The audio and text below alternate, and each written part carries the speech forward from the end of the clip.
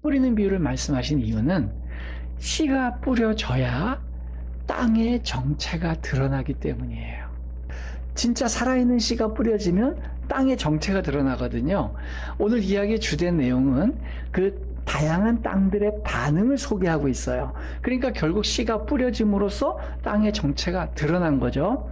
씨가 뿌려지지 않았다면 그 땅이 딱딱한 땅인지 연약 지반인지 알 길이 없어요. 근데 직접 땅을 파보지 않는 한 모르겠죠. 또 씨가 뿌려지지 않았다면 그 땅 속에 큰 바위 덩어리가 있는지 돌멩이가 있는지 알 길이 없어요.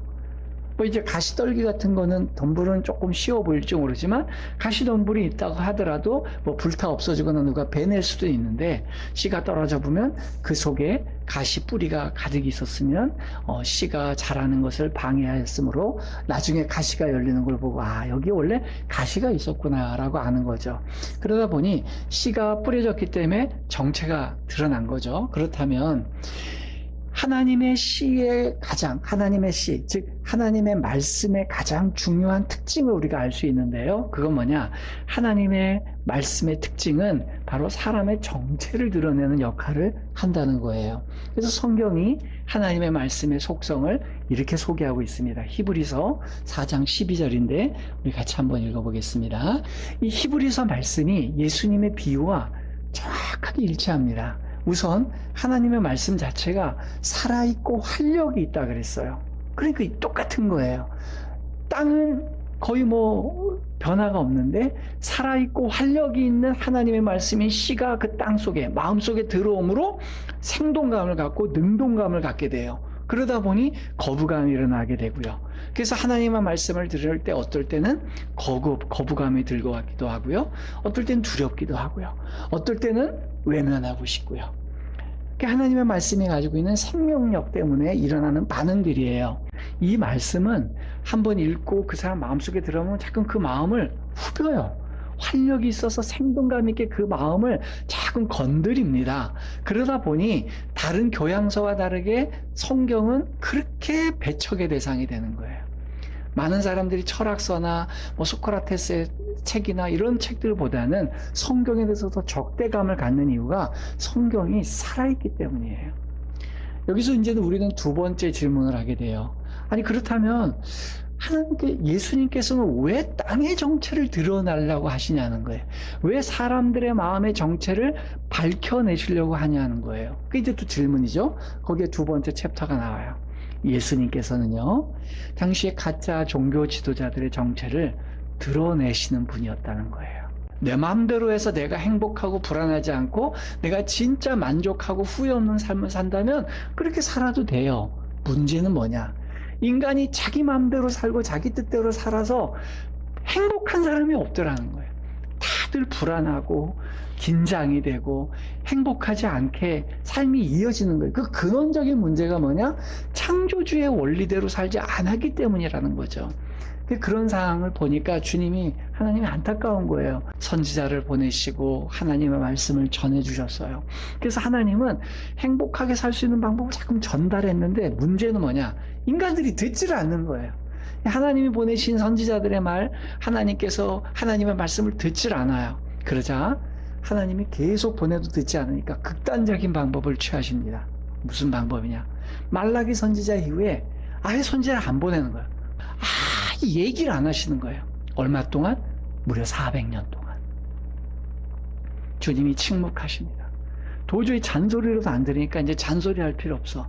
그럼 니들이 하고 싶은 대로 살아봐. 400년 동안을 주님이 침묵으로 일관해요. 그러면 주님이 기대하신 건 뭐냐면 하나님은 창조주가 침묵하면 찾기를 원했어요. 이렇게 하면 우리가 망할 것 같은데 우리 좀 도와주세요. 찾기를 원했어요. 마치 어린아이가 엄마가 무대응하면 얼마 있다가 엄마 찾는 것처럼 그게 당연한 거잖아요. 주 양육자를 찾는 게. 근데 이 인간들이 하나님을 찾지를 않는 거예요. 그러니까 하나님이 말씀하시든 침묵하시든 상관하지 않는 상황까지 이루어진 거는 겁니다. 그러자 주님이 최고 마지막 방법을 이제 쓰시는 거예요. 그래? 그럼 내가 직접 가야지. 그러면서 하나뿐이 없는 독생하신 하나님의 아들 예수 그리스도가 이 땅에 오신 거죠. 이게 기독교의 복음이에요. 그래서 그 아들이 이 땅에 오셔서 아버지의 마음을 정확하게 전달하면 그건 믿겠지라고 해서 예수님이 이 땅에 오신 거죠. 문제는 예수님이 이 땅에 오셔서 봤더니 상황이 생각보다 심각한 거예요. 하나님께서 말씀을 전하지 않았던 400년의 이 침묵 기간 동안 어떤 일이 일어났냐? 가짜들이 판을 친 거예요. 이 세상에 하나님께서 보내지 않는 자들이 자기들이 하나님이 보내심을 받은 자들이라고 하면서 내가 말하는 게 진짜 신앙이야 하고 얘기하는 가짜 종교 지도자들이 난립한 거예요.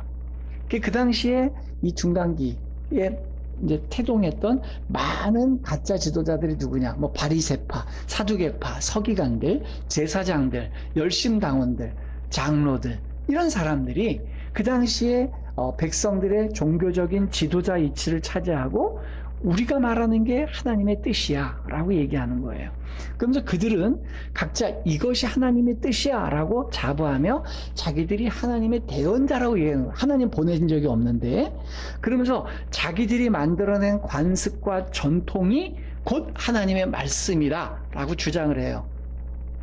그리고 자신들이 만든 관습과 전통을 백성들에게 강요를 합니다. 이건 신성의 것이다 라고 얘기하고, 그 다음에 참된 하나님의 말씀 대신 인간들이 만든 관습과 전통을 백성들에게 강요하면서 하나님의 말씀을 대체해버린 거죠.